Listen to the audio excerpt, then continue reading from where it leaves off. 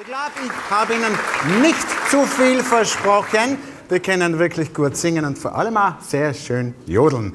Auf die Gruppe bin ich ganz stolz. Da habe ich auch so eine große Freude, weil es ein Beweis ist dafür, dass der Nachwuchs in der Volksmusik wirklich blüht und gedeiht. Die Gruppe heißt Pfiffikus und bitte schauen Sie sich die Musikantinnen und Musikanten an, wie jung die noch sind. Und die Lehrerin, die Burgi, ist mit der Bassgeige dabei. Bitte eine Kostprobe, Steffi.